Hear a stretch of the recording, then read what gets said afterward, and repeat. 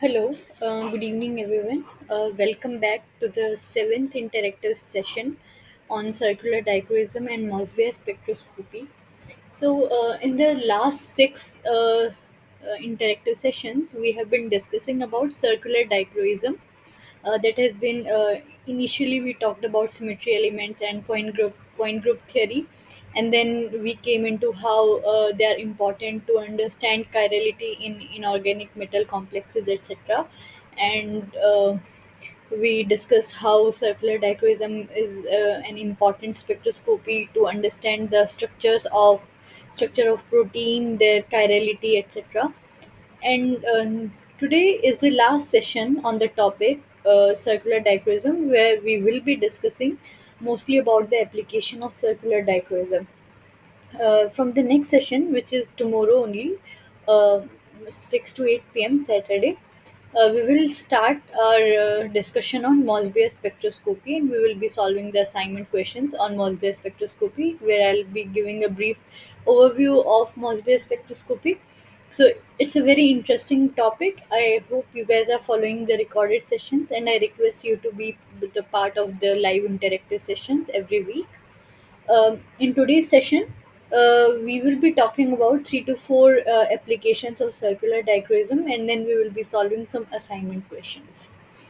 Um, so we will wait for 4 more minutes if someone has to join, and then we will start our today's session.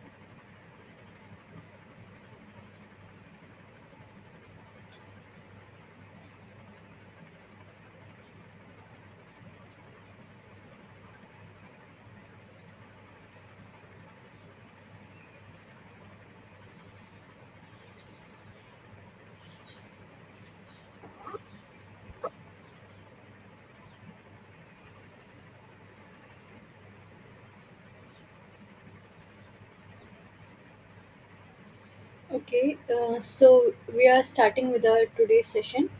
So, in the last session, the very first application of circular dichroism, we talked about how it helps in finding about the primary, secondary, tertiary, quaternary structure of proteins, like the secondary structure, whether secondary structure is alpha helix, whether the protein exhibits alpha helix structure, beta sheet structure, or random coil structure.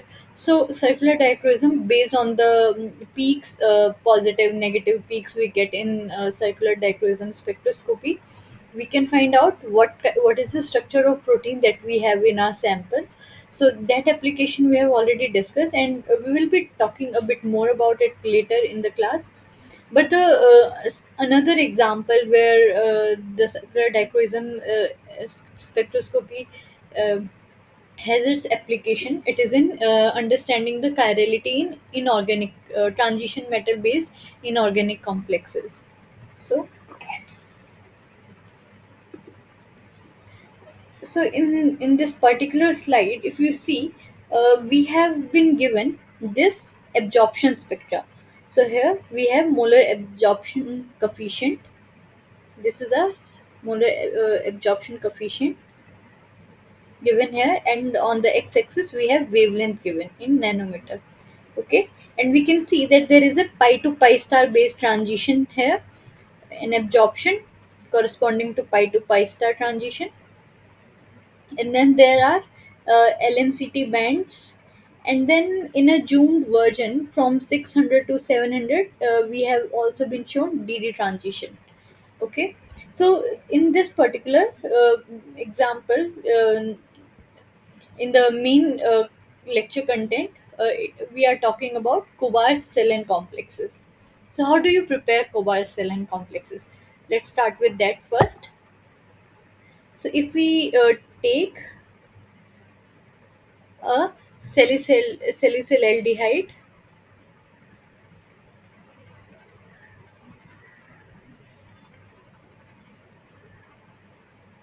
So this is a salicylaldehyde,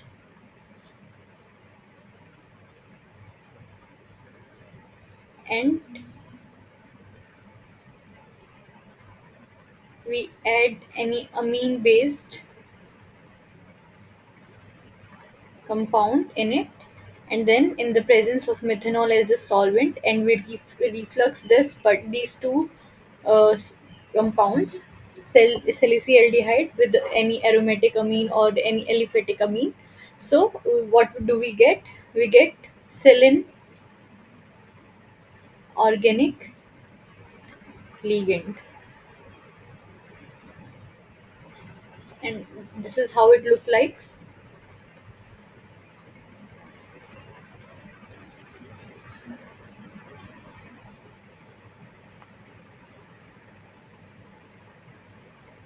Okay, and then further, if we do a metallation reaction of this particular ligand, which we are calling L over here, if we do its metallation with zero point 0.5 equivalents of cobalt Cl whole twice 6H2O metal salt, cobalt based metal salt, in methanol, and we do this metallation in open air, then we get a cobalt based inorganic complex, which is, and this cobalt metal center bounds to this selene ligand through the oxygen and nitrogen atoms.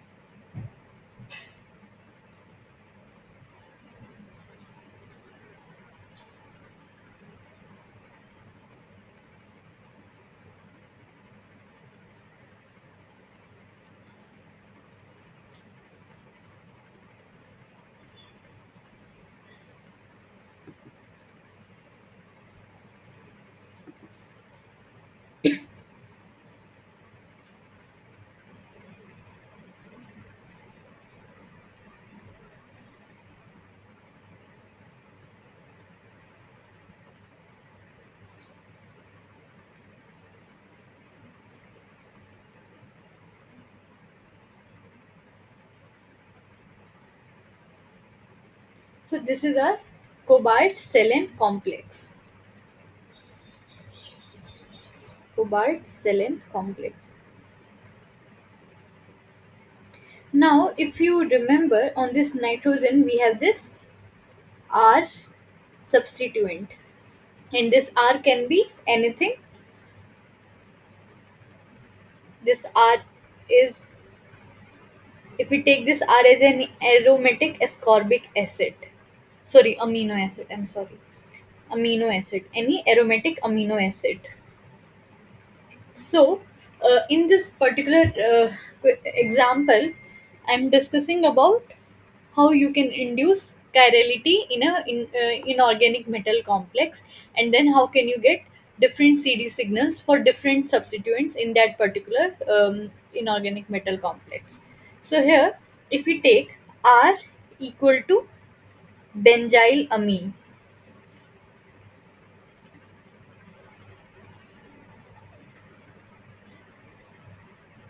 which is,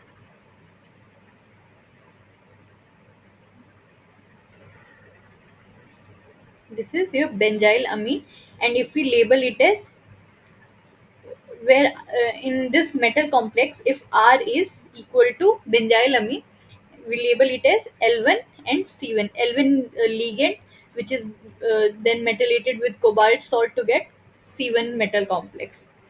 If R is equal to phenylalanine, phenylalanine,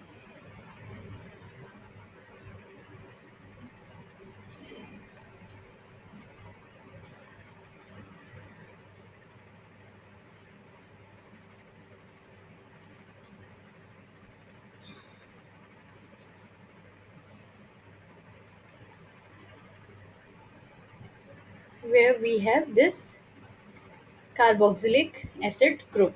So this is very important for this particular complex. We will be discussing it in a short time, and we label it as L2C2. If this R is equal to tyramine,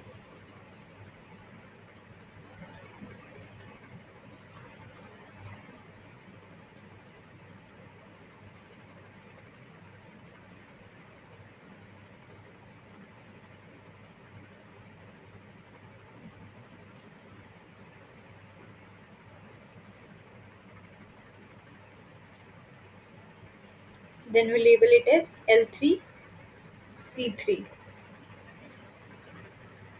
and it bounds through here.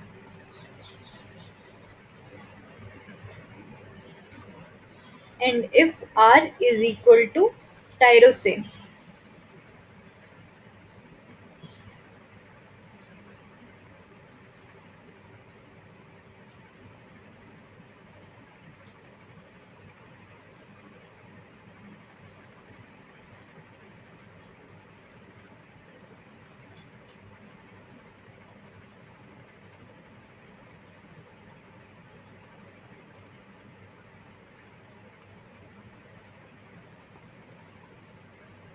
then we label it as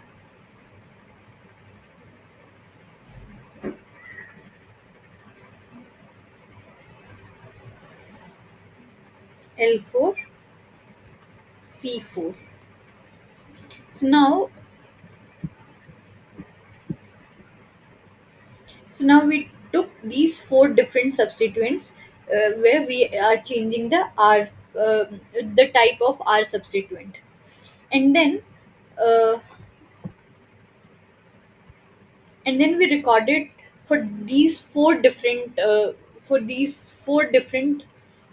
metal complexes where the R substituent is different. We recorded the absorption spectra in UV visible absorption spectrophotometer, and there we got pi to pi star transition, which is in ligand. Because of the this aromaticity, we get pi to pi star transition.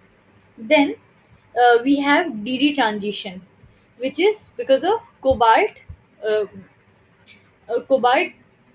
Cobalt here is particularly in two oxidation state.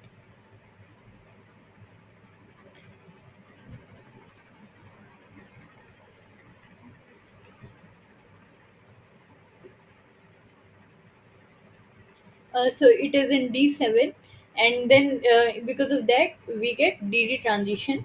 And then there is this ligand to metal charge transfer. Like your ligand is transferring charge from like ligand when your metal is in lower oxidation state, that is it has that like when you have electron rich metal center, because it is in a lower oxidation state, such as copper 1, which is D10, there you will observe metal to ligand charge transfer. But when you have your metal in higher oxidation state, uh, particularly here we are talking about cobalt 2 and cobalt 3, just in case. So in that condition, your cobalt has vacancy for electron to be taken. That is, it can gain some electrons. In that case, your ligand, which is electron rich, it can transfer electron from ligand to metal. So here your ligand to metal charge transfer band is observed in your UV visible absorption spectra. So now, corresponding to these four metal complexes with different R substituents, we got these four different kind of uh, absorption spectra.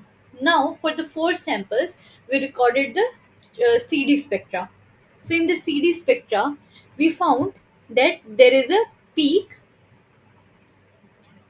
So if we are talking about, let's say, C4, this one, where we have tyrosine.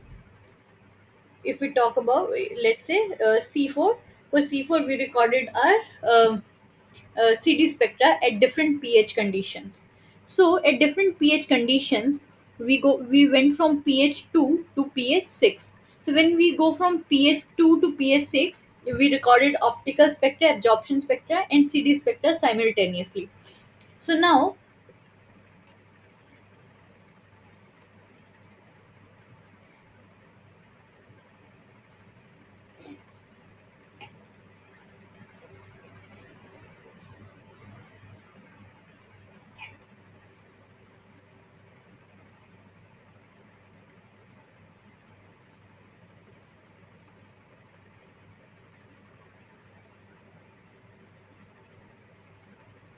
so this image is bit unclear.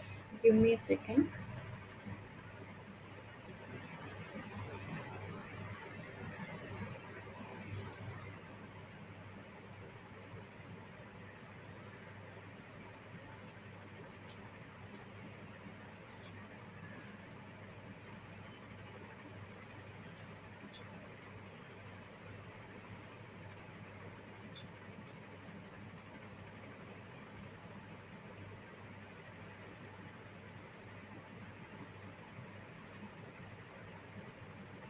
So this is your pi to pi star transition.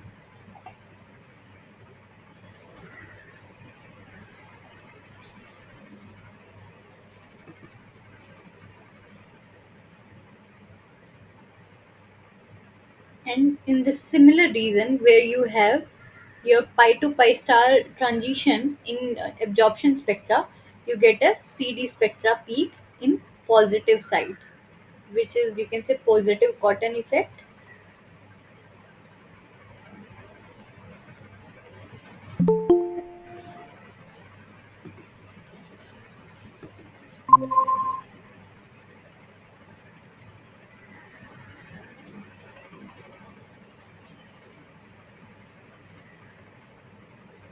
So corresponding to this pi to pi star transition in absorption spectra, you get a CD spectra peak also in the same region. Then you have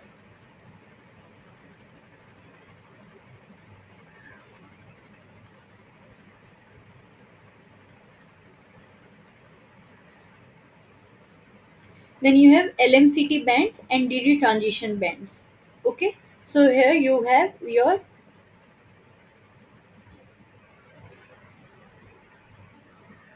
this is your LMCT band, and then here you have a DD transition band. So what happened when you go from pH 2 to pH 6? Initially in lower pH, you have your COOH present. That is pKa of COH is around 3 to 4, that is, it is protonated. But when you go to a higher pH of pH 6, it get deprotonated. So when we are using this cobalt selen complexes for electrocatalytic hydrogen production, so we use this particular compound and we recorded its UV spectra and corresponding CD spectra, because we wanted to understand whether there is some induced chirality or anything happening over here. So if you see in pH 2,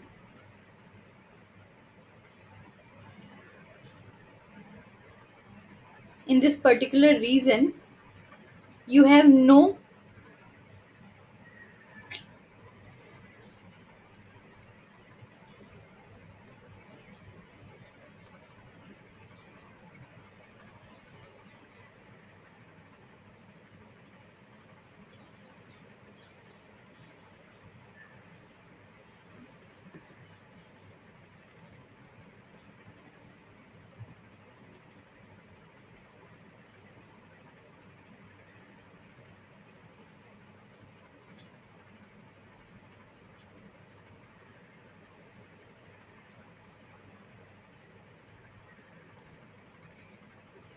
Just a second, this image is bit unclear and I'm trying to figure out how to show it.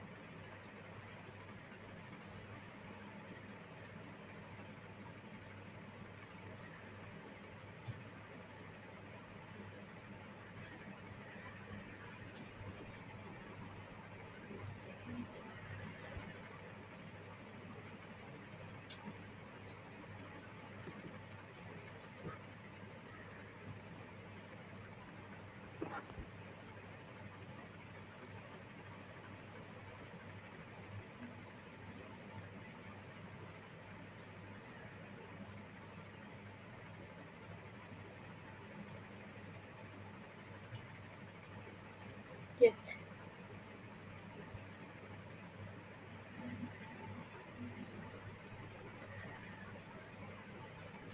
Okay, so in all of these pH, what was important, uh, comparative to your optical spectra and CD spectra, you got peak for every peak in your absorption band, you got a peak in your CD spectra. But this peak, particularly here, if you see that DD transition is very weak, okay, but here you are getting a very strong CD spectra, CD spectra peak, because of induced chirality, and that induced chirality is coming because of chiral amino acid we have introduced as substituent.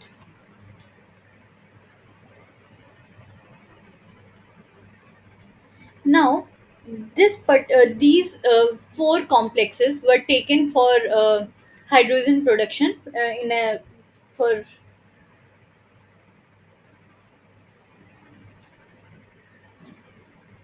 so these four complexes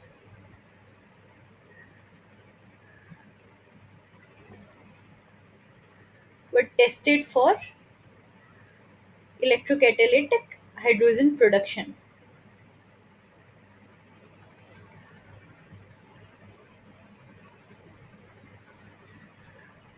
where you take an electrochemical cell in a solution.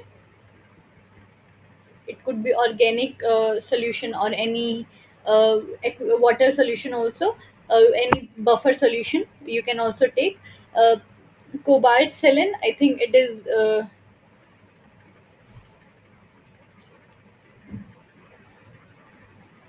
as it is soluble in water. So it was here, it was taken in water, and hydrogen production was tested. So here you take your cobalt saline dissolved with different substituent, the four substituent based four different metal complexes. You take an working electrode,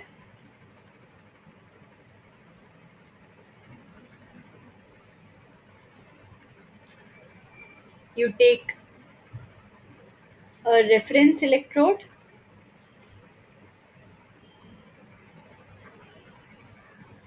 and you take a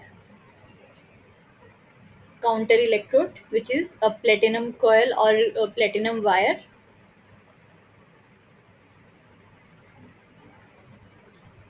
Reference electrode AgAgCl with 3 molar KCl. So that this is what you take, and with the help of a potentiostat, you apply external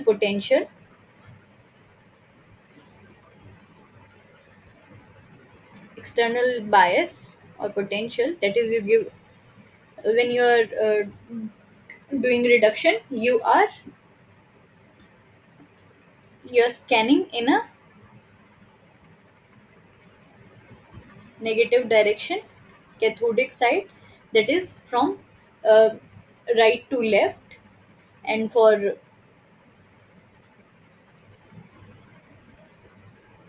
oxidation from left to right. So when you're working working electrode, we are doing hydrogen production, which is we have in our solution protons, and they are taking up electrons from the applied external potential to form hydrogen. Now, how this cobalt saline with different substituents is important.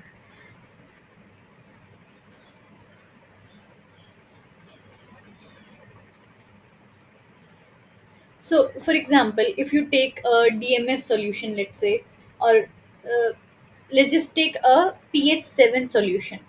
So, if you have taken your cobalt saline in pH 7, so you have like less number of available free protons, your near neutral solution,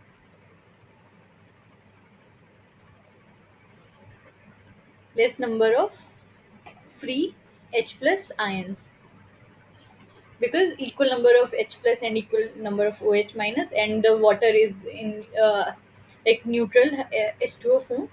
So you get a certain peak, you get a certain amount of hydrogen. Now, if you go to a lower pH, when you go to a lower pH condition,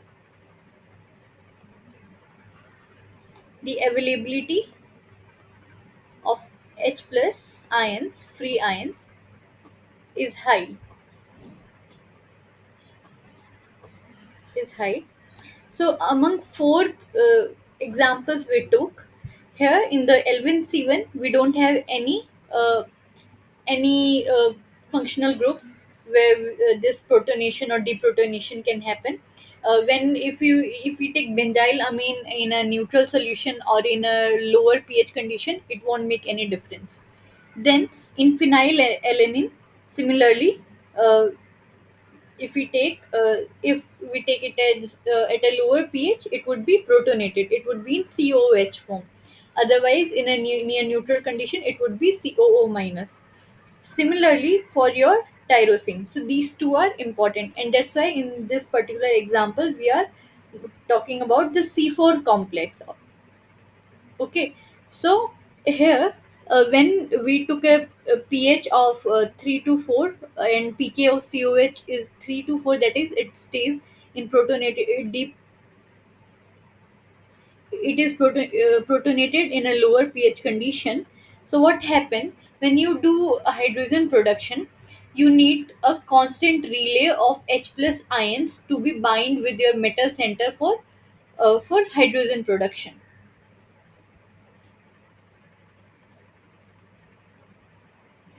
So when this H plus binding of this H plus to the metal center is very important.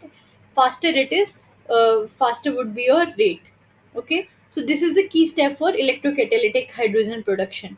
Now if you have a near neutral pH where your COOH is deprotonated and your H plus ion has to be extracted from your water near neutral aqueous condition, or if you are taking any organic medium organic solvent also, so you will require higher energy, higher over potential to do the hydrogen production.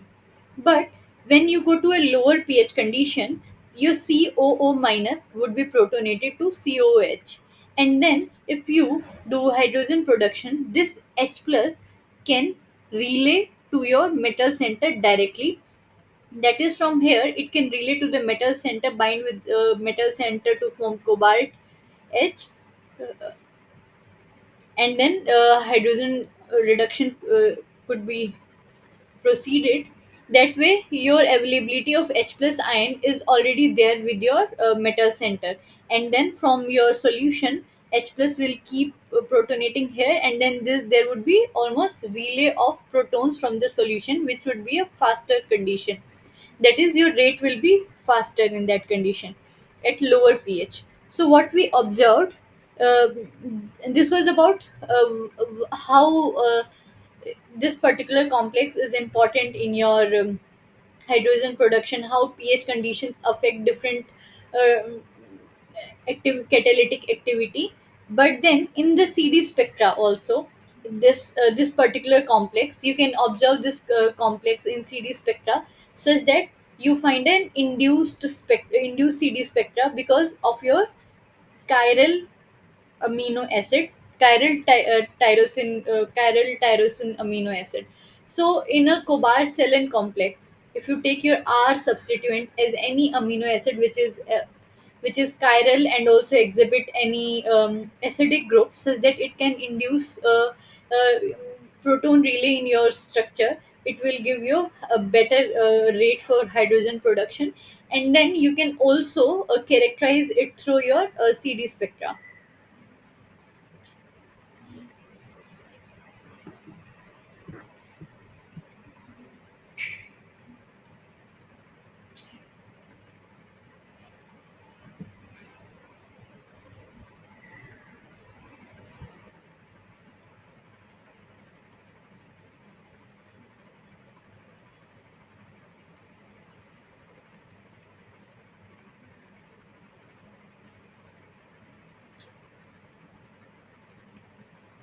So here your CO minus will be deprotonated,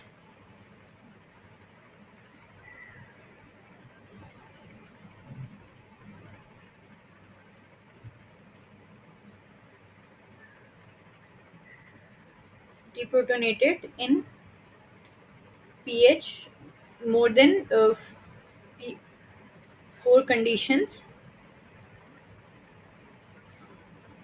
and it internally binds. So its oxygen O minus, it internally binds with your cobalt center,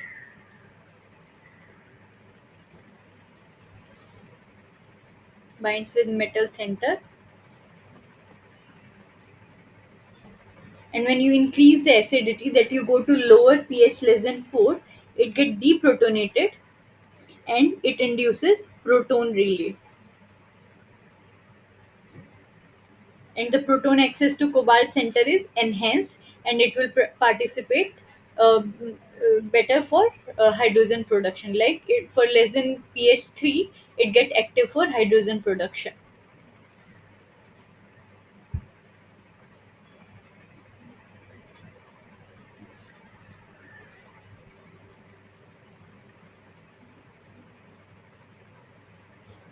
So if you have a pKa of COH equal to 3 to 4, it means Your COOH is in protonated form,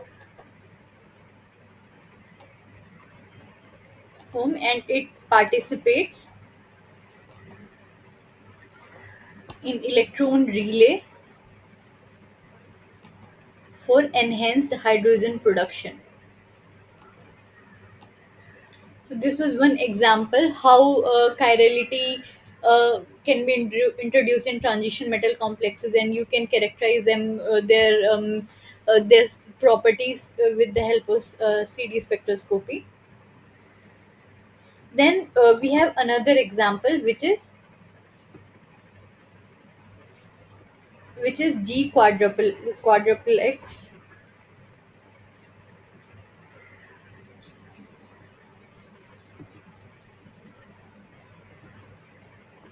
And what is it?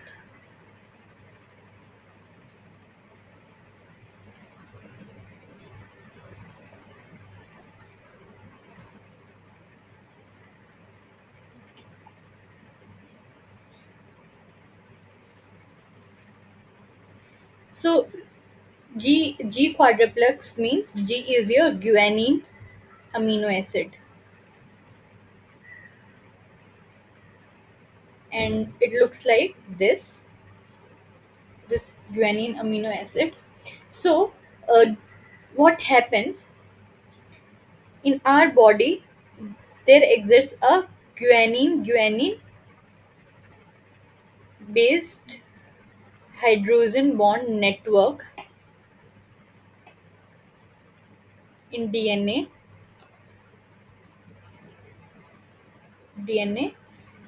which is a tetradentate network.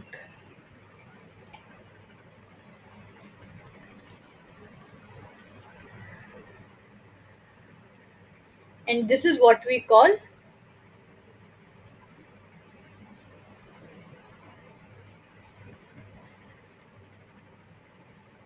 guanine quadruplex,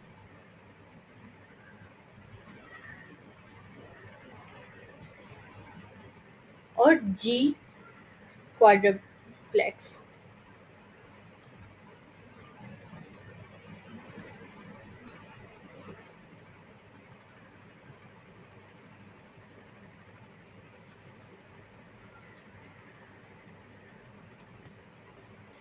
And it is formed in our DNA, the where your presence of this particular guanine amino acid is very high.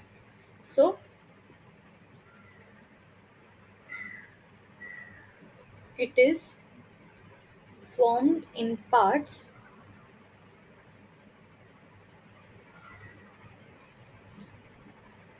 with guanine rich sequence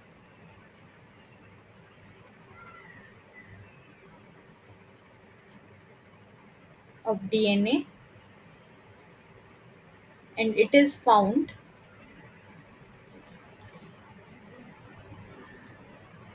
in terminal segment of chromosomes,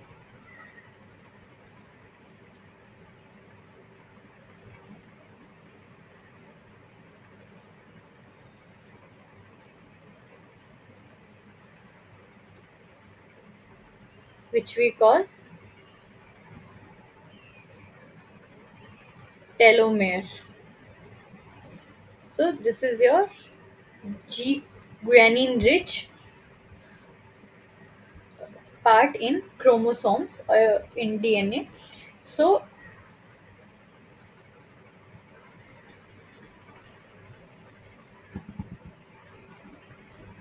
So if we take in this particular image, if you can see that this is a guanine quadruplex where the four units of guanine, this is one unit, this is another unit, this is these are like four units, and if you see, they are binding through hydrogen bonding.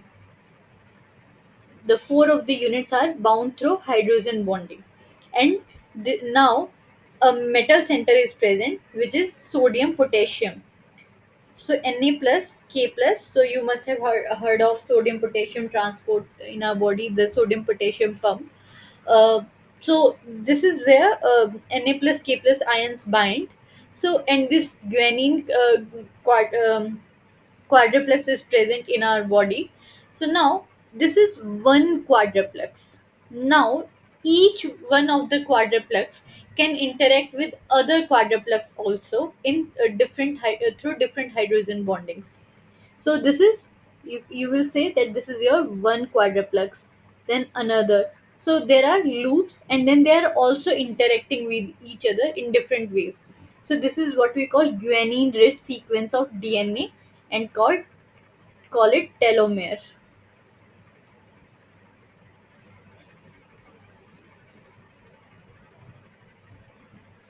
So what is its significance?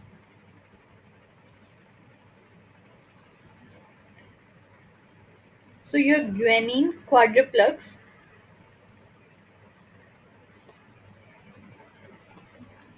stabilizes the telomere sequence.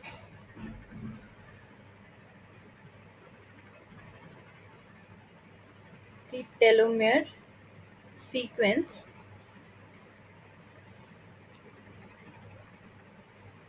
as it is the part of DNA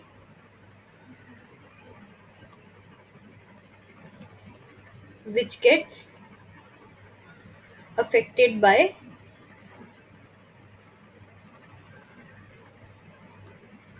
external environmental conditions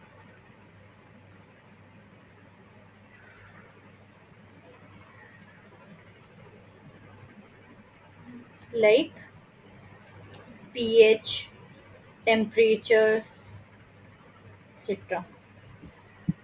So now,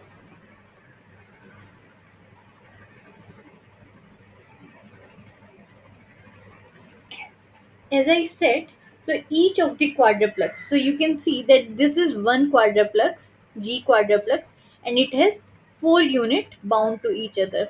Now these four this one G quadruplex is interacting with another quadruplex through different in different directions. So if you see that this is a parallel uh,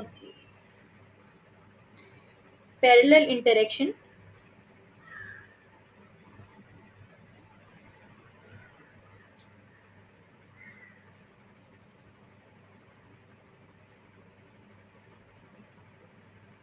and between each of your quadruplex you have a sodium potassium metal ion.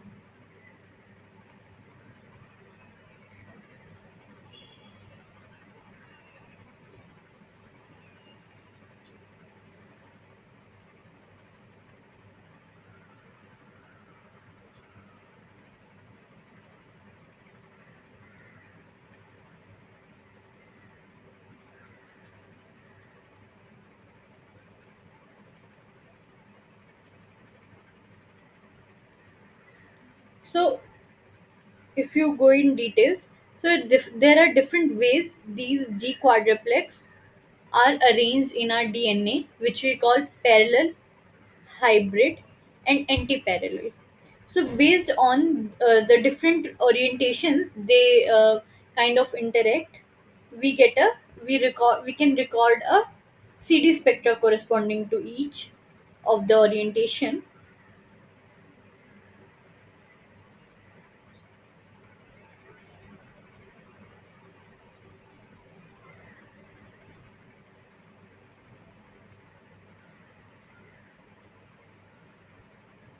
So now if you see that we have parallel,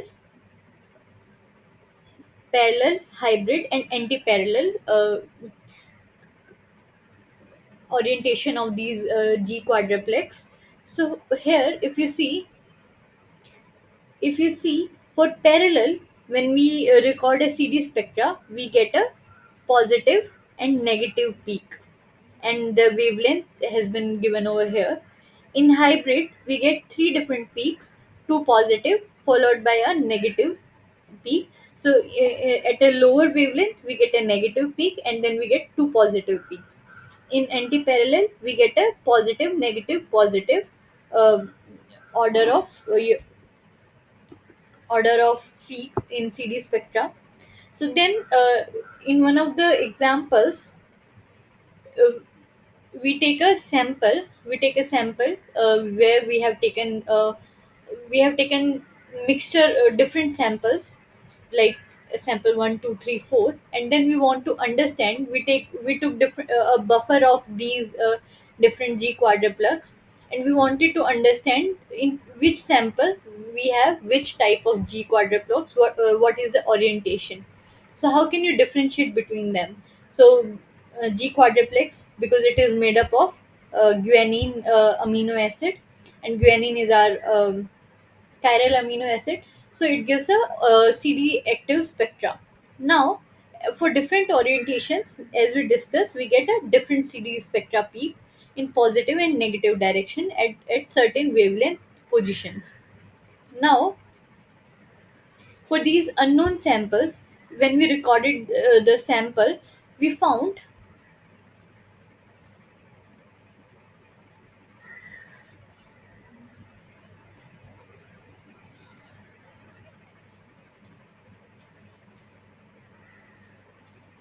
so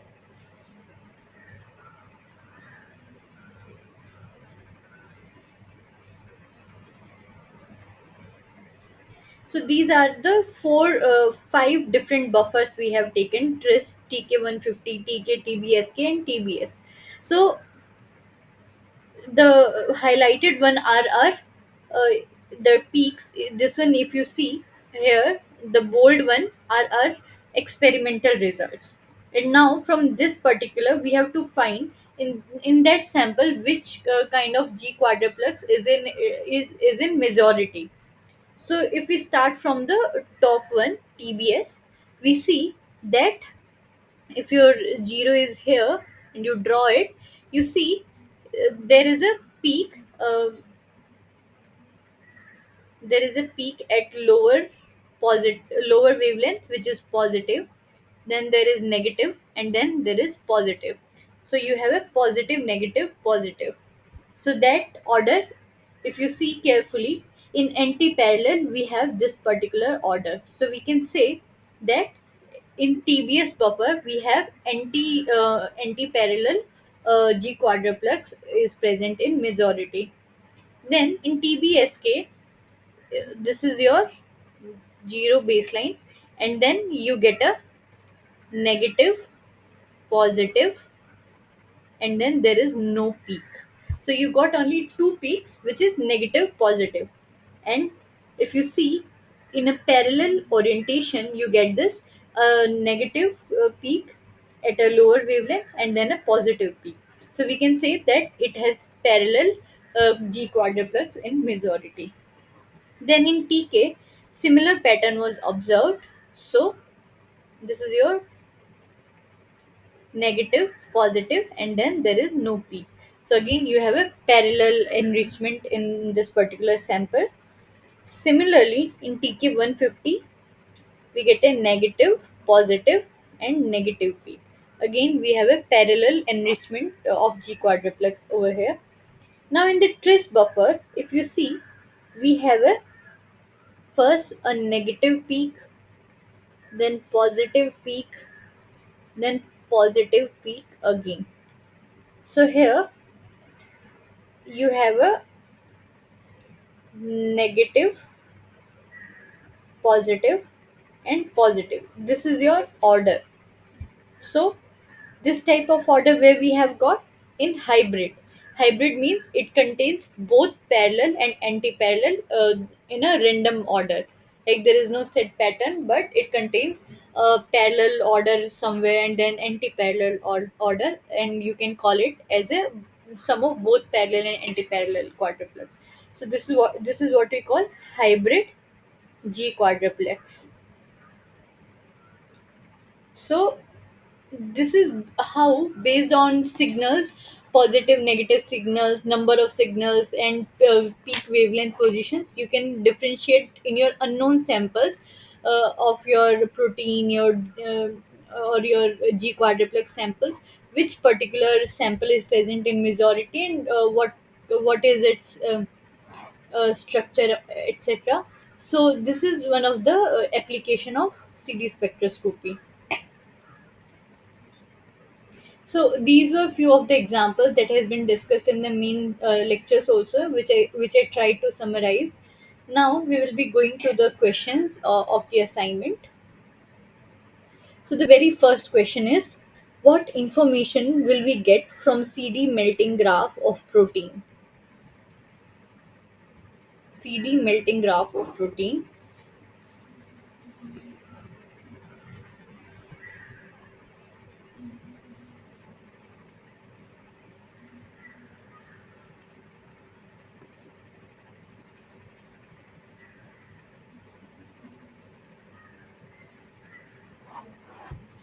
So what does a CD melting graph does? A CD melting experiment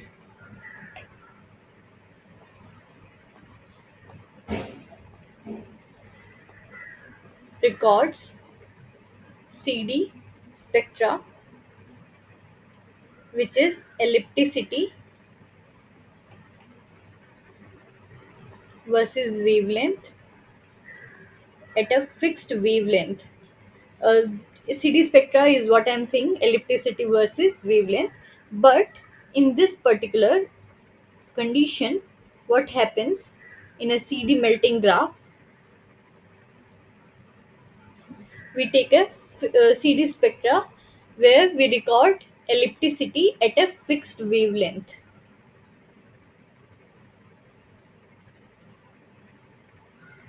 while we change temperature. So on your x-axis you have change in temperature, and you have fixed the wavelength, and you are recording the ellipticity changes.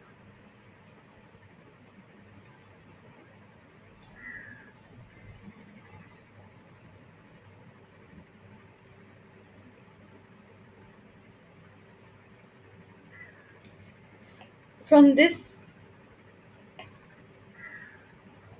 melting point curve, melting curve, ellipticity versus temperature,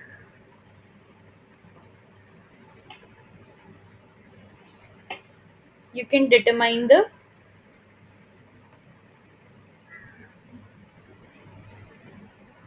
melting temperature,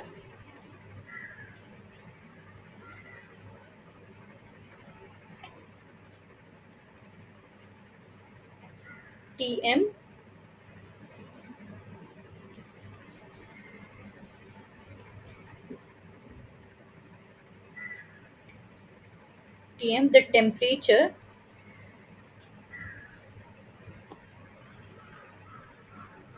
at which half the protein population is unfolded.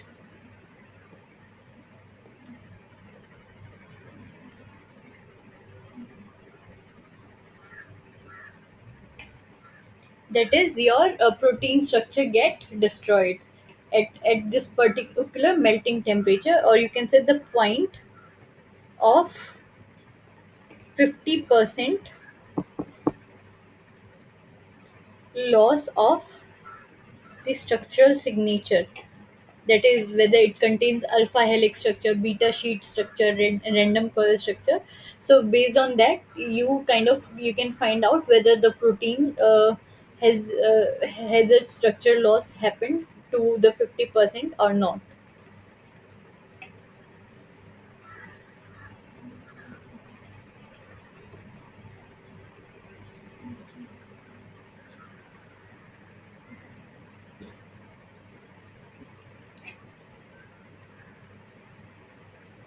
So this curve,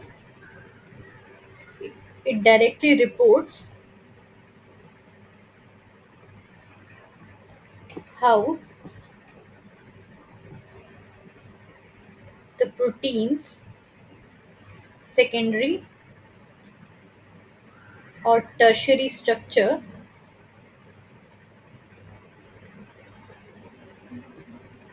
changes. as a function of temperature.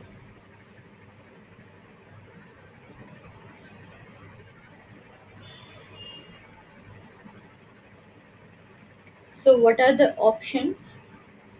We go back to the options. The first option is change of protein structure with time. No, we are talking about change of structure, protein structure with temperature. So option B is correct. And C is required temperature for structural change in protein. Right. So, the temperature where your protein, half of the protein gets unfolded. So option C is also correct.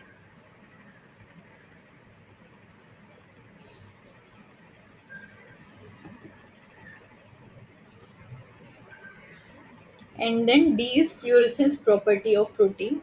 So we don't get such information from CD spectroscopy. So your right options are option B and C. So here we have two correct options in this particular question.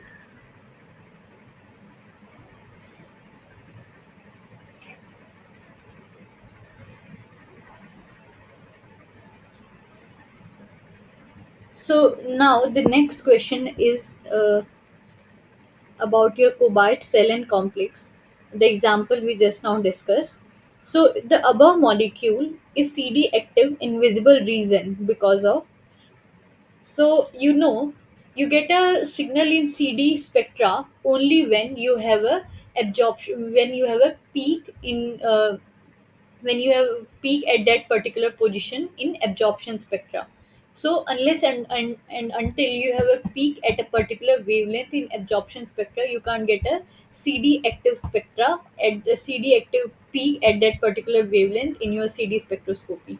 So for that you need to have your absorption peak in that particular region. So now in this particular molecule, the charge transfer bands are the options are the charge transfer bands are absorbed at visible region and which is chiral in nature. Option B, charge transfer bands are absorbed at visible region and which is achiral in nature. C, amino acid absorbed light in at UV region, and D is induced chirality into the charge transfer bond.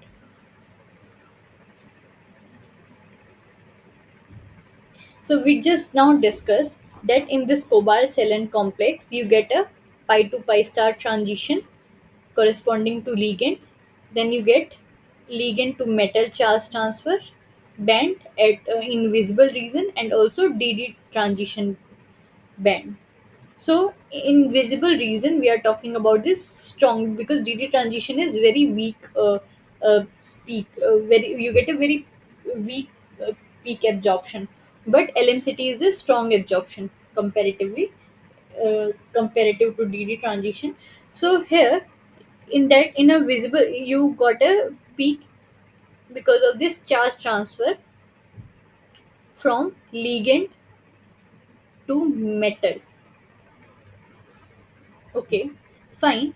uh, because of this charge transfer band you got a peak like this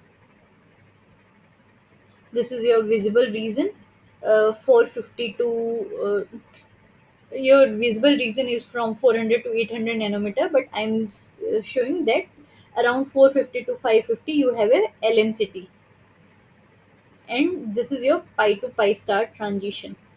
And just now in the question we saw that in CD also you got a peak over here where you had a pi to pi star transition. Okay, and then you got a peak in a negative reason.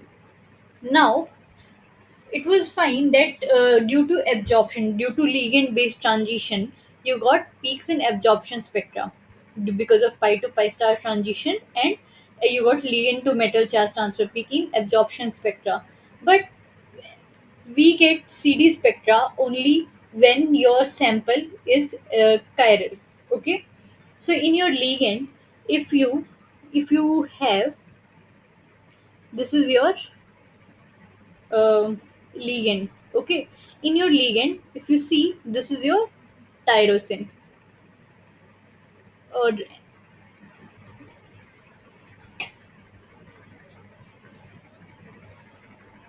so this is your tyrosine amino acid, right? and this is what we are discussing over here. So now tyrosine is your chiral amino acid. So, since we have a ligand based chirality over here, induced chirality, your metal is not chiral, but because of your ligand based transition, ligand to metal charge transfer, and your ligand is chiral because of your because of presence of this chiral amino acid, you get a CD active spectra wherever you have a ligand based transition. Because we had our pi to pi star transition, because we had pi to pi star transition which is ligand based, we got a CD active peak in positive direction in CD spectra also. Then you have this ligand to metal charge transfer. So this is also ligand to metal, ligand based transition. So you get an induced peak over here. These two peaks are induced, this particular and this particular peak. Now, as I said, you also got a weak DD transition. Now, this DD transition has nothing to do with your ligand. It is a metal based transition. So, because of that, and your metal does not have any chirality, you did not get any peak over here.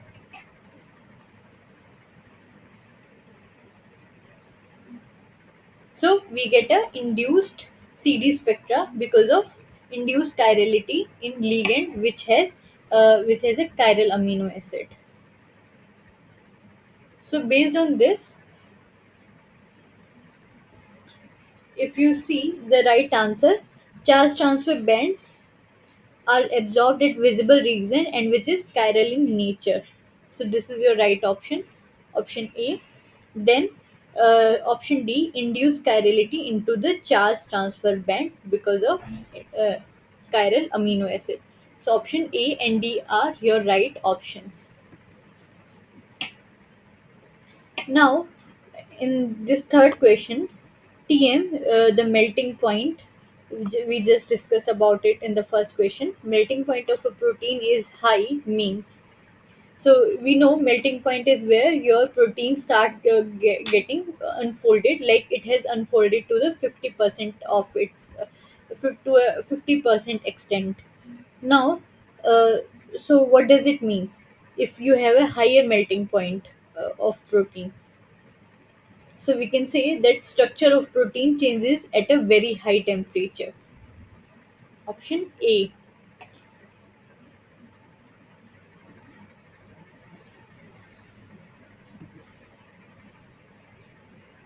Structure of protein changes at low temperatures is unstable at low temperature. No. If you have a high melting point of your protein, that means at a very high point it is going to unfold, and you can say it is quite stable as compared to a low melting point.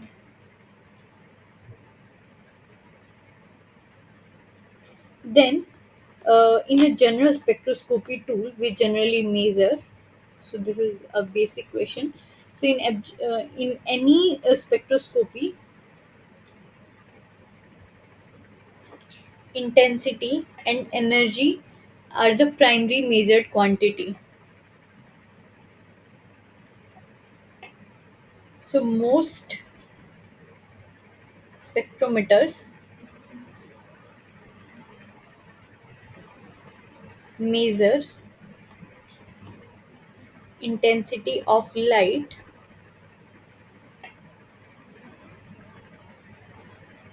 So either it is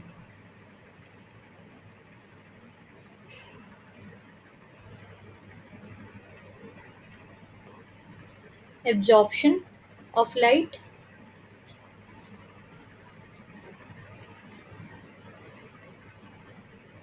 either absorption, transmittance,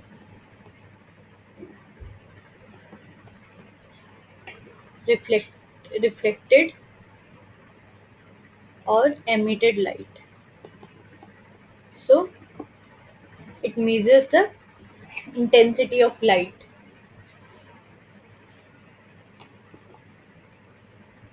So absorbance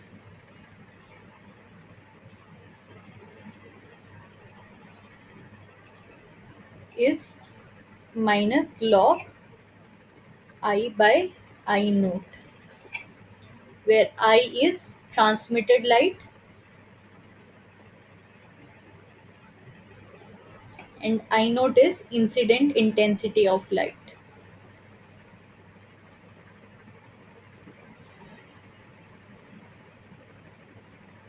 So you can say your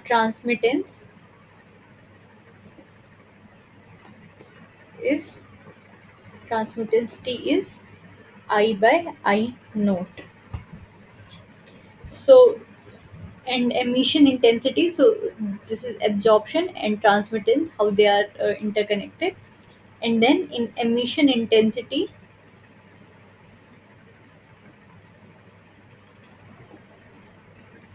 versus wavelength is measured in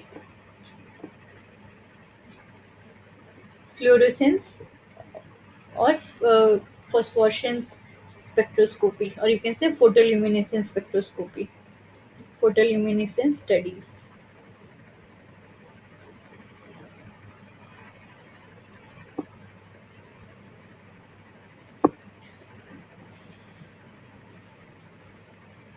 So this was your right answer, option A. And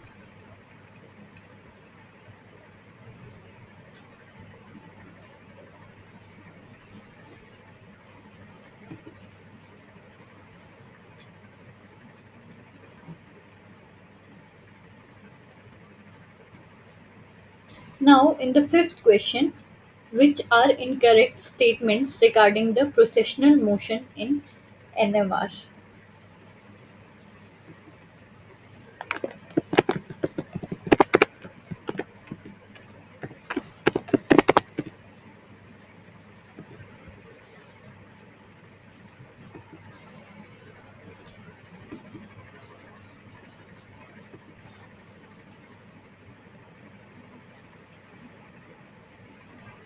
So this is processional.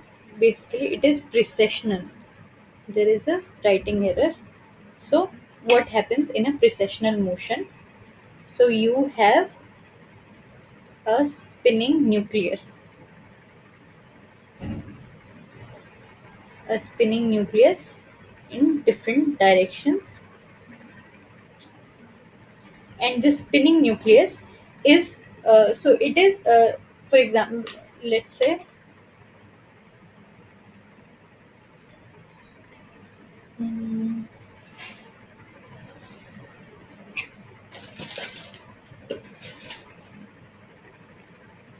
so if you just imagine a ball, so this is your let's say this is your ball, uh, and this ball is moving in different direction. So this is moving in like it is moving this in this way, and it is also moving, so it is moving on its own axis also. And uh, so you can imagine it like this, like Earth is rotating at its own axis. It is rotating at its own axis, and then it is also, while rotating, it is rotating in an axis around Sun also. So while rotating itself, it is rotating at each position around the, so on its own axis also, and in an axis around the Sun also. So this is what you call, like this is moving, but it is moving itself, and then it is also moving in an orbit, like it is moving here, while also moving on its own axis at each position. So here you can say that it is a spinning nucleus, and you have your applied magnetic field,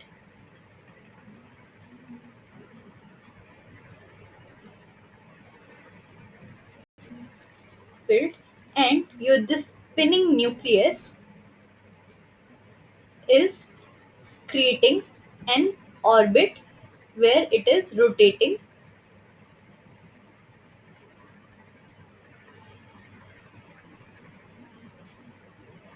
So this orbit, the motion in this orbit is what we call precessional orbit.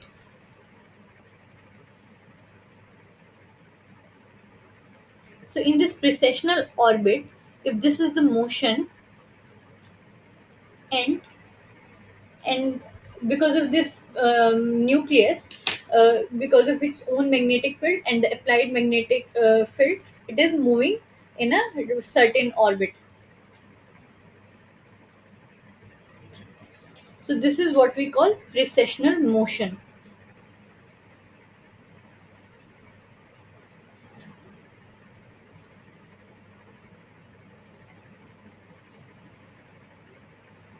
Precessional motion in NMR. Precessional motion of nucleus. And this is spinning motion.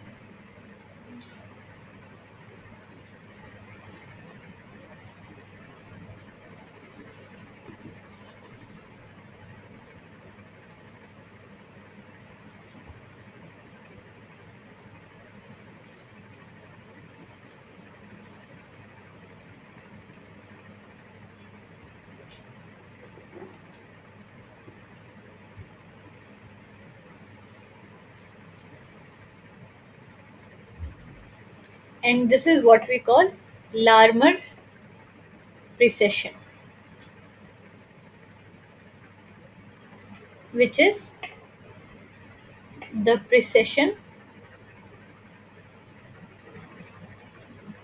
of the magnetic moment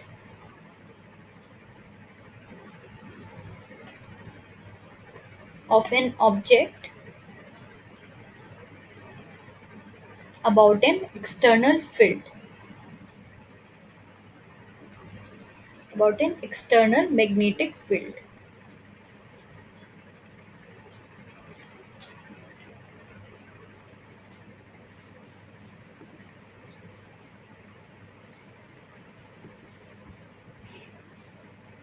So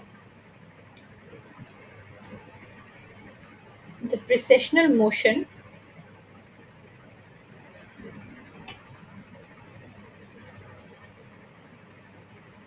is the conical motion, because if you see that it draws a kind of cone around it in this motion, that it is a conical motion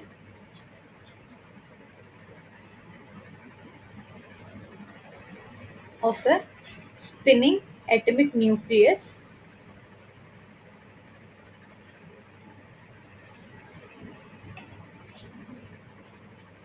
like proton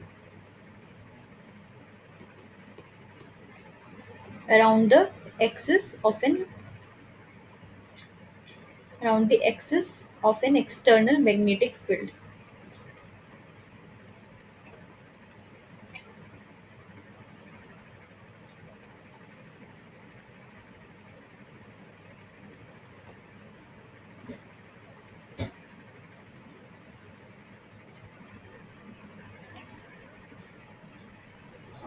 And this motion occurs, this precessional motion occurs because the spinning nucleus acts like a tiny magnet and the external field exerts a force on it, which we call torque, and it causes an axis of rotation to precess in a circle, which much like a spinning top, like you might have played with lattu in your childhood. So if you kind of uh, spin it, it kind of rotates in a conical motion. So because the spinning nucleus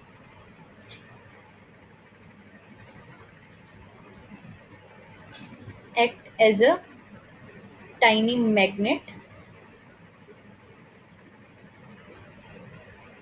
and the external field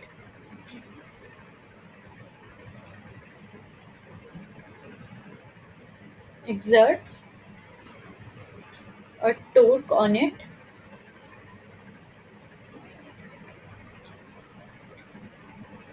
causing its axis of rotation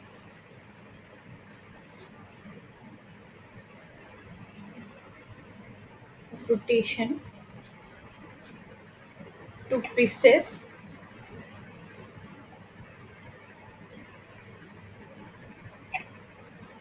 in a circle,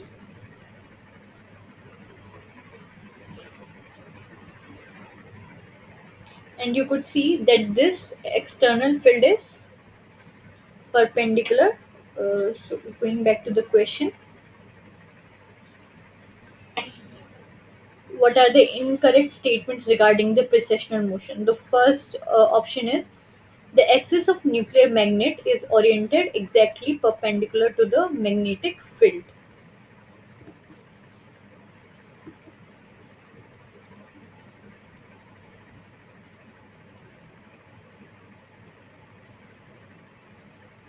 No, the axis of uh, nuclear magnet.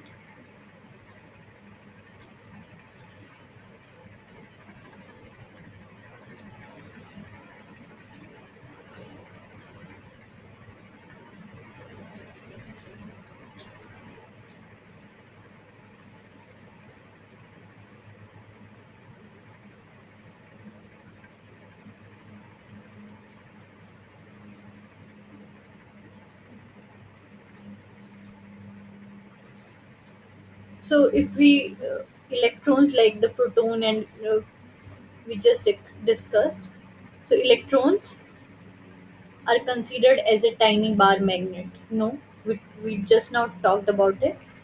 It is a proton. So this is wrong. Then perpendicular to the orientation of angular momentum. So it has its own angular momentum. Magnetic field produces a twisting force. Yes, it kind of rotate this already spinning nuclei in a motion, in a precessional motion due to external field. So this is correct. This is correct option. A nuclei and top both possesses angular momentum. Yes. So top is basically the one kind of the lattu kind of thing we have played with in childhood.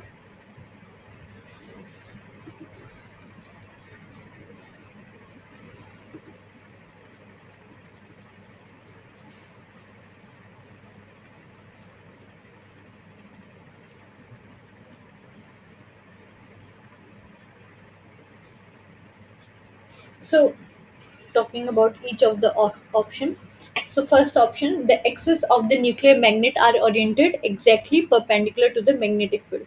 So what happens in general, the magnetic moment or its axis is not fixed exactly perpendicular to the external field. Instead, the moment precesses around the external magnetic field.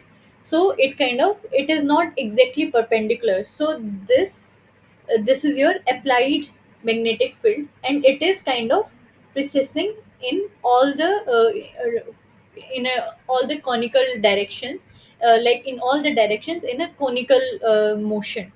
So instead the movement precesses around the external magnetic field axis in a conical motion.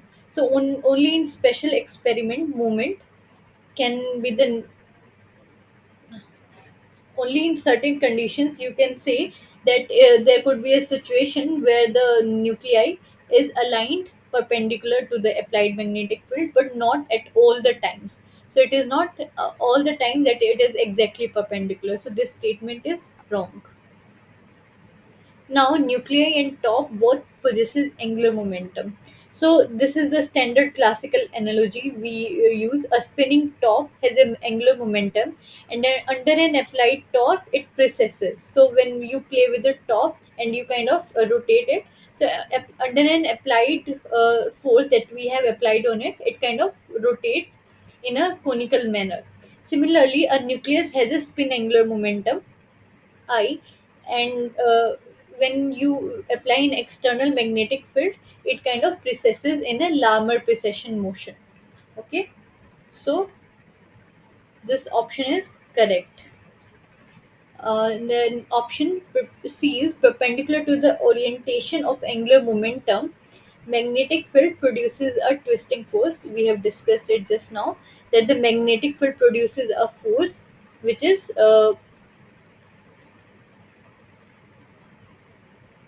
spin angular momentum into magnetic field.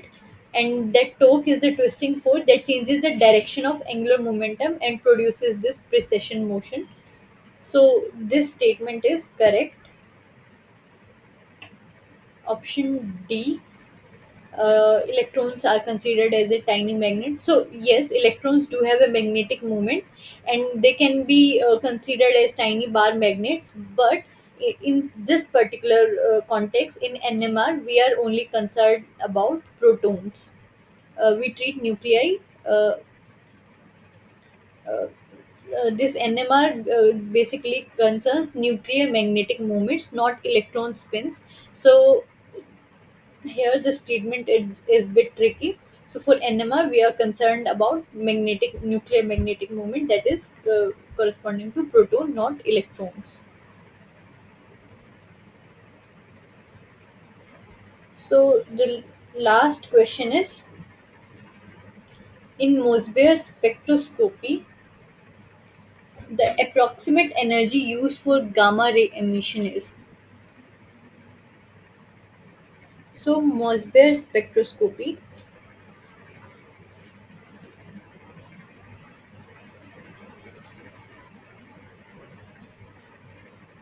uses gamma ray transitions,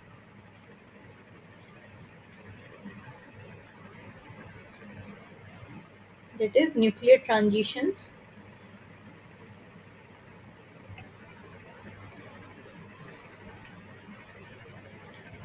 which are very high energy photons,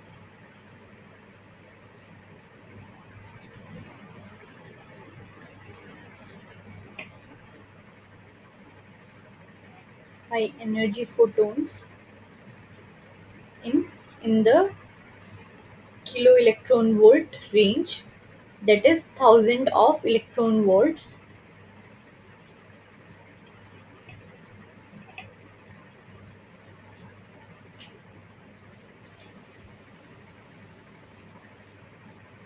So the right option would be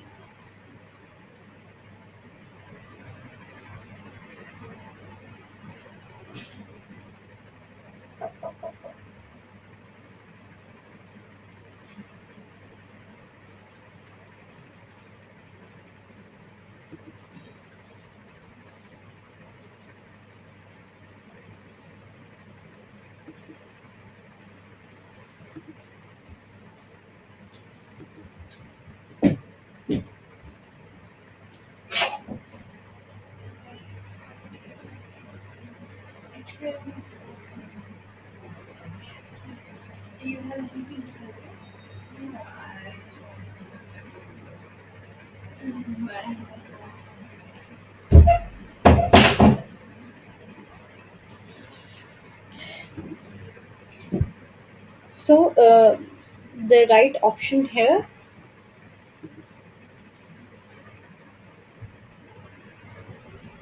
no energy. Zero point 0.1 electron volt is very small.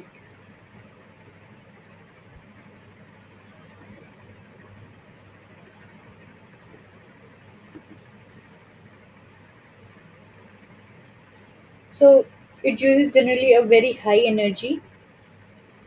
So the option B would be the right option.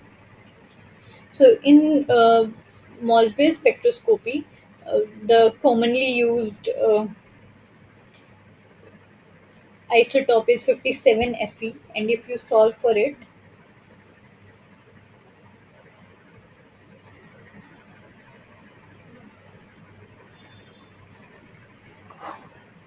so if you take a 57 Fe, which is a commonly used isotope in Mosby spectroscopy,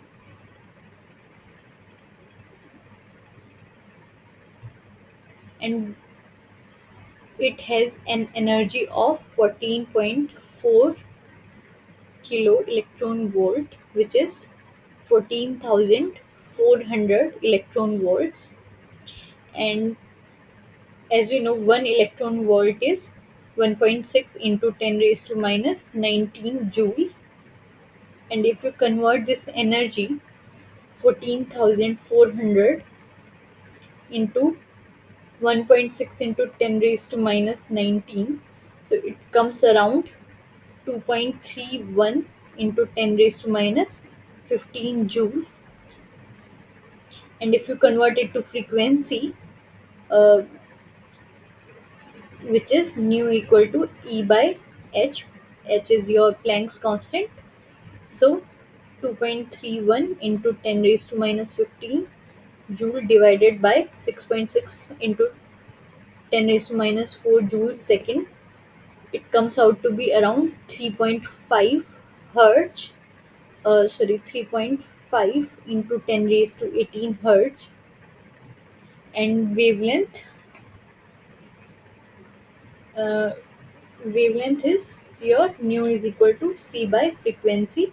It comes around 8.6 into 10 raised to minus 11 meter, which is your gamma ray. So on an average, this is your reason that is very high energy gamma rays. If you're talking about, we are using gamma rays. The approximate energy used for a gamma ray emission, it should be very high energy, and that is here in options we have 10 raised to 4 electron volt. So these were the assignment questions for this class.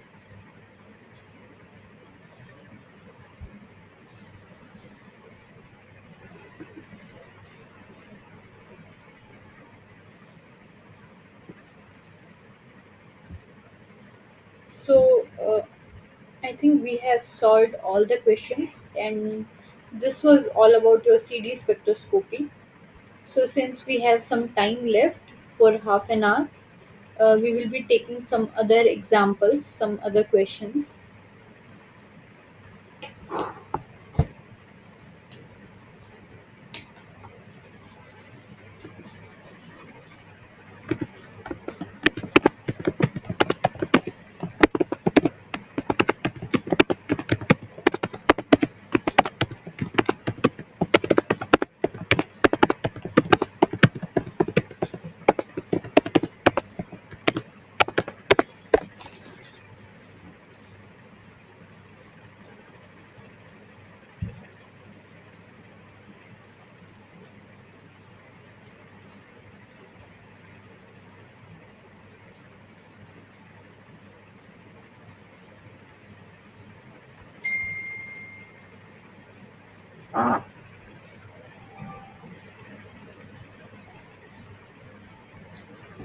So this is just a brief summary of the whole CD spectroscopy topic. So, and you can use these questions to kind of revise during your exam also. So first is, how can CD spectroscopy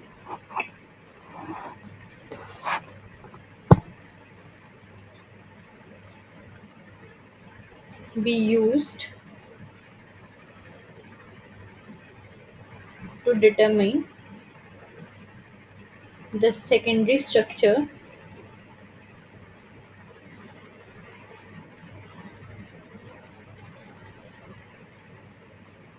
content of a protein? So these are some kind of subjective questions. So how do you answer this? First is, the CD spectroscopy in far UV region. The far UV region is 190 to 250 nanometer. It is sensitive to the backbone. So peptide backbone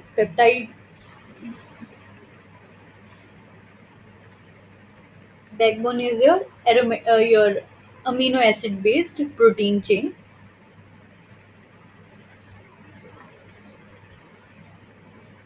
So different secondary structure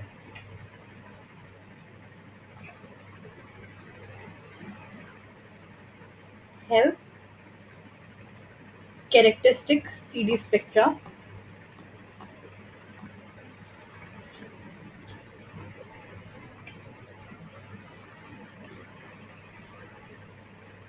So the first type is alpha helix, which shows two negative bands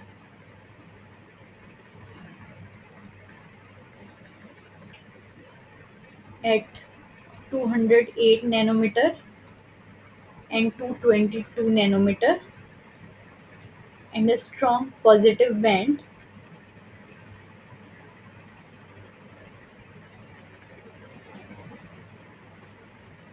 near 190 nanometer. So based on the CD spectra, you can differentiate whether it is alpha helix or not. Then beta sheet, it gives a negative band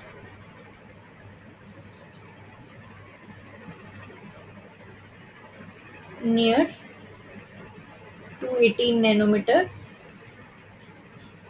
and a positive band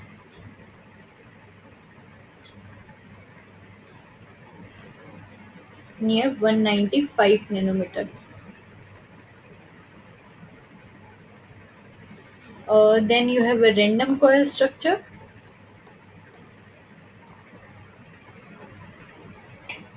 You get a weak negative band near 190 to 200 nanometer.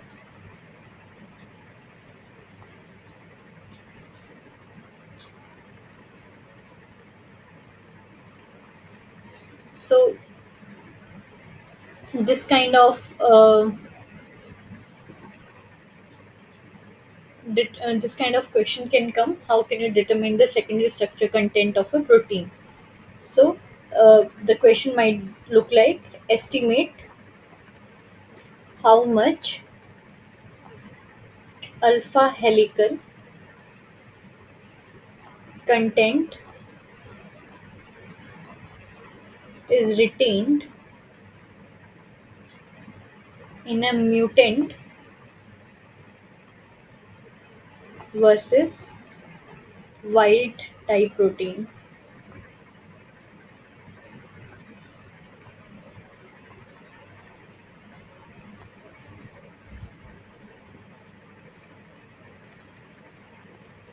Then the next question is: a protein loses activity at high temperature.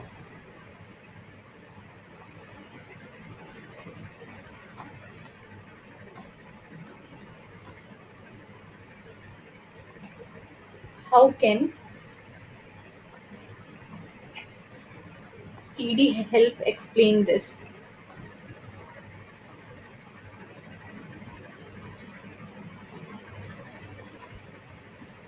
So how can you do this? Uh, so your CD spectroscopy can monitor thermal denaturation, the melting point, thermal denaturation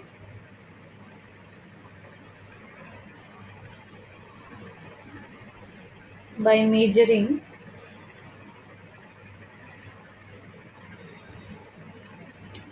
the CD signal at a wavelength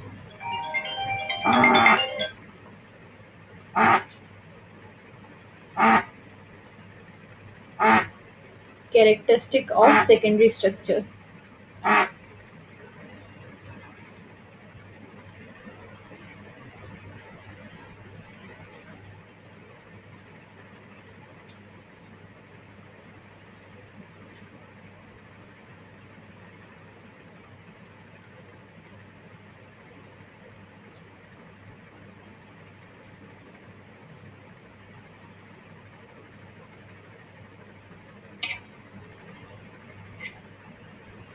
So as temperature increases,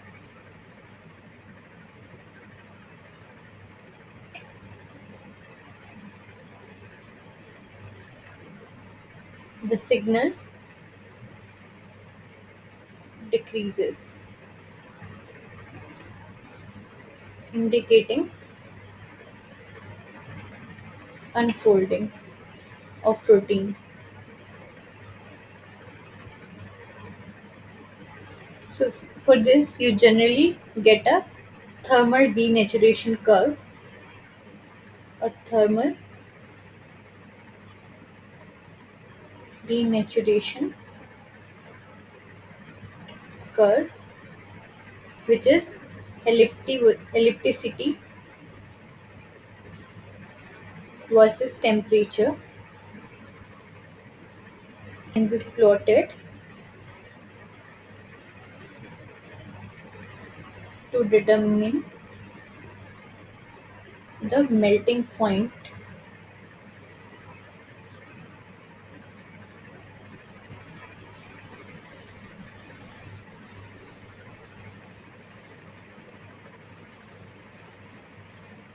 So the kind of question you will get for this: compare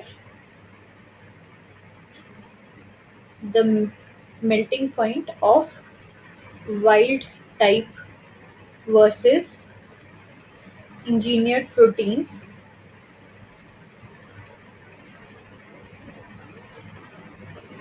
to test stability.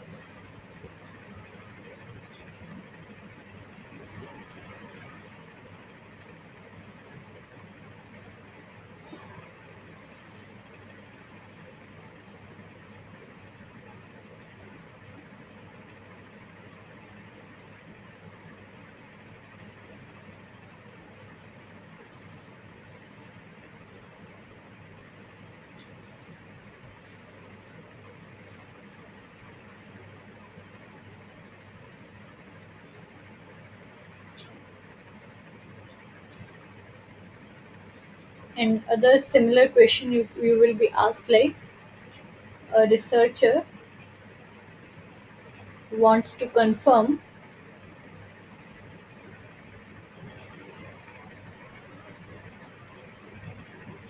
whether a synthetic peptide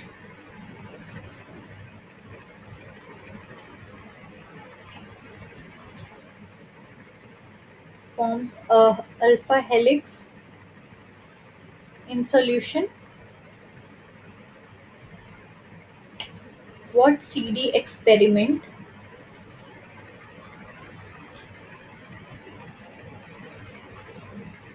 should be performed,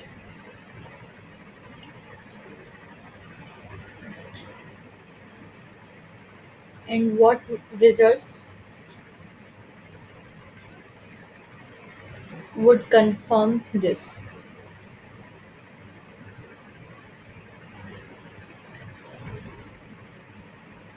So these type of questions.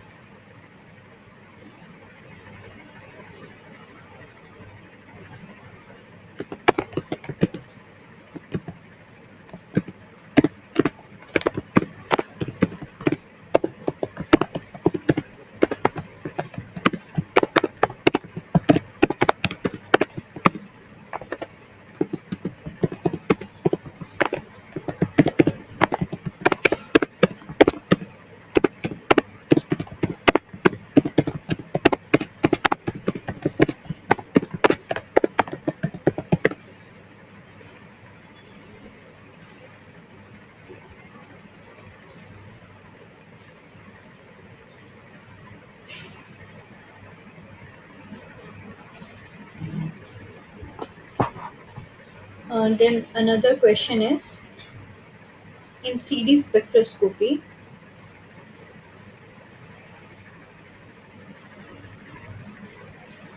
a G quadruplex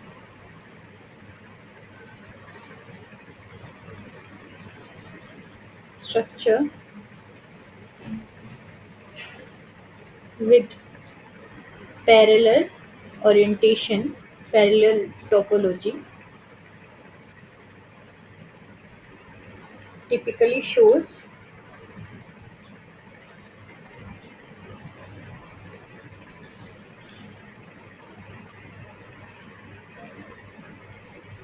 these are the options: positive peak at 295 nanometer and negative peak at 265 nanometer.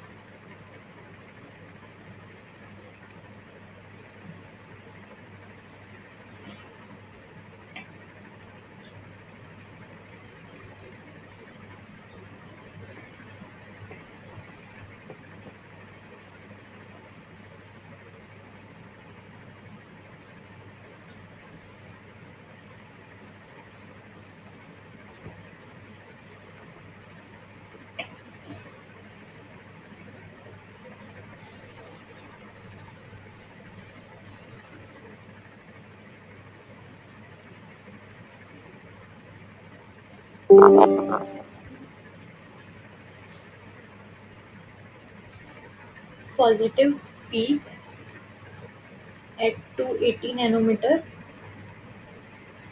and negative peak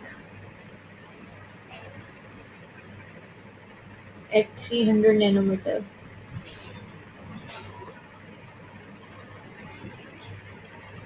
Similarly, a positive peak at 222 nanometer and negative peak at 208 nanometer. So we have discussed this, the very first example.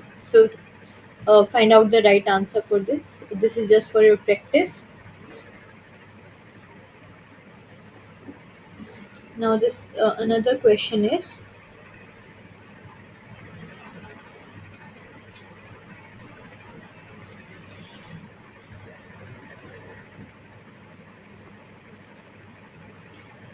widely used for G quadruplex studies because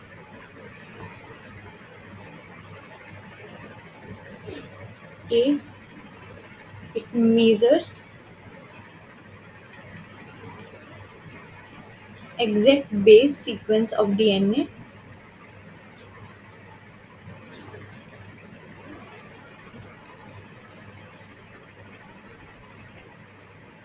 It distinguishes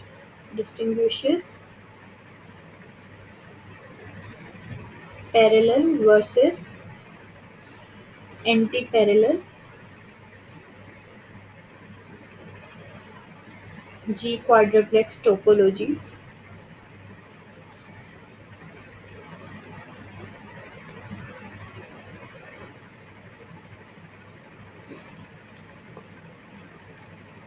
C, it gives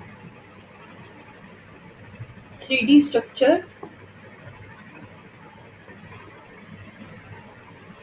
of quadruplex. And D is it cannot detect conformational changes.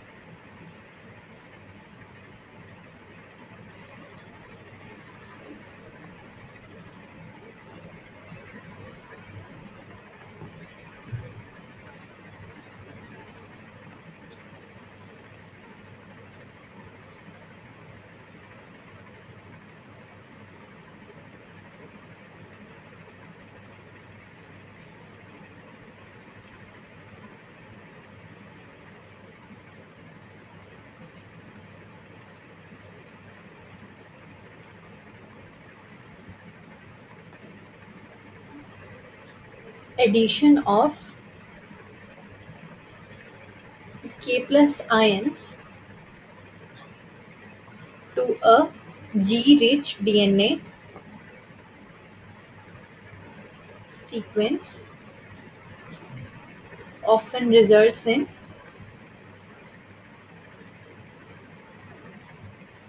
a loss of CD signal,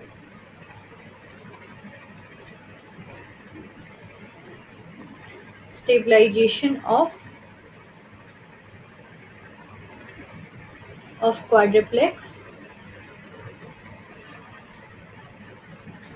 with characteristic CD spectrum.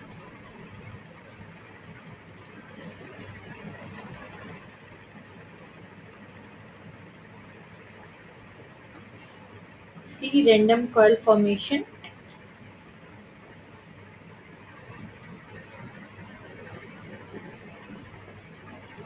And D is denaturation of quadruplex.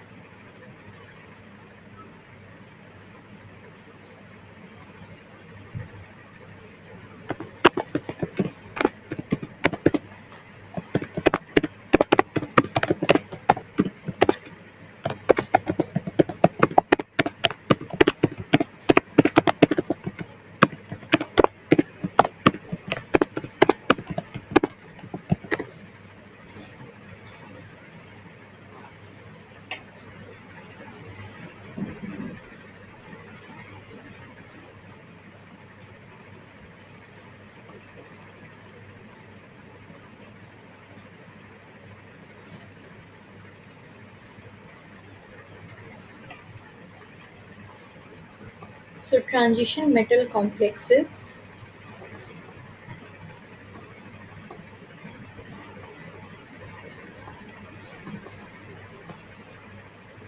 coordinated with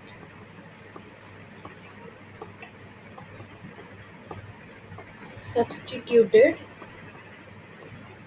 chiral amino acids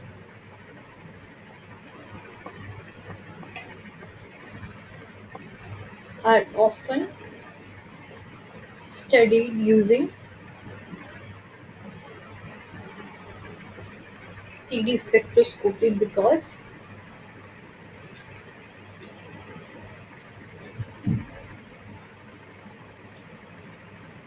A. The amino acids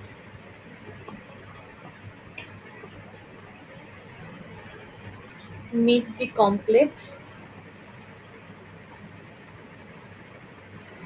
optically inactive.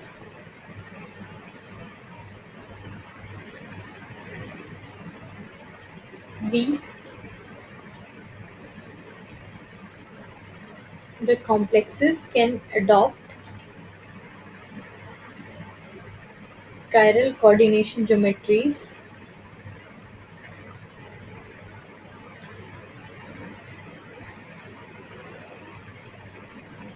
that give rise to cotton effects.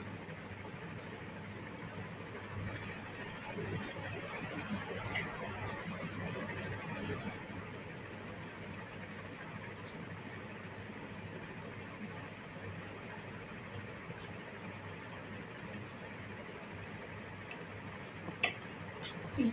The metal center absorbs only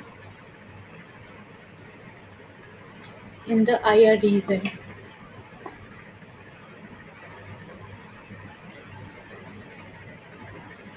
And D is CD is not sensitive to metal ligand interactions.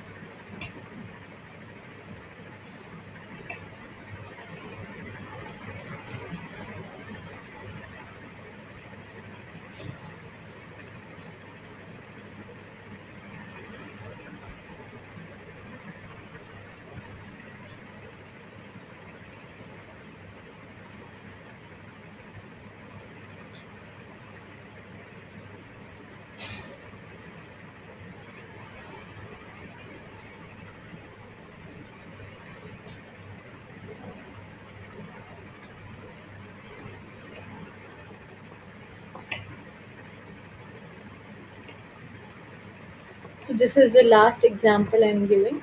A researcher synthesizes. So we have already discussed all of this in details now, and you just have to try to solve these questions based on our discussion.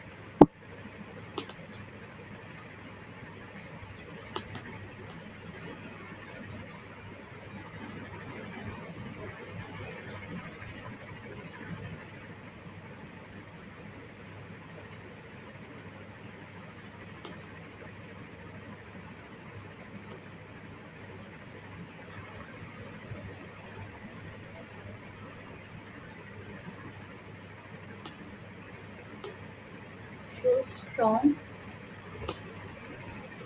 positive cotton effects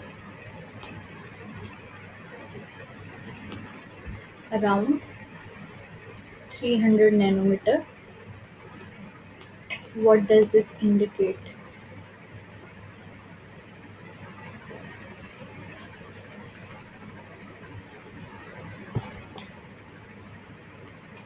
A.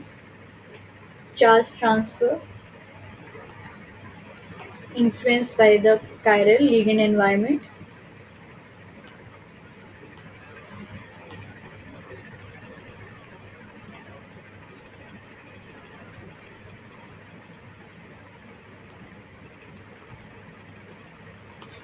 B. Random coil configuration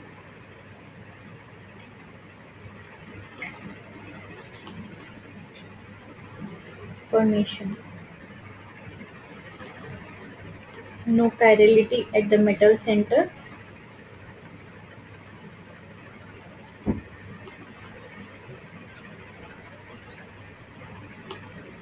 and spin crossover transition.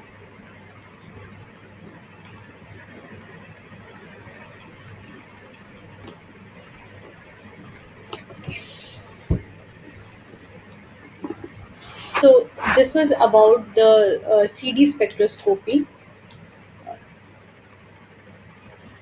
We have discussed most of the examples of CD spectroscopy. So just try to solve these sample questions that I have given. These all questions are based on our discussion so far on CD spectroscopy, which is a very interesting topic. You have realized it by now. So from the next session, we will be talking about Mosby spectroscopy. If you have any doubts on this CD spectroscopy, you can join in the sessions and you can ask me. I hope you are following the recorded sessions. So we will meet tomorrow. Thank you for your attention in today's session. Thank you.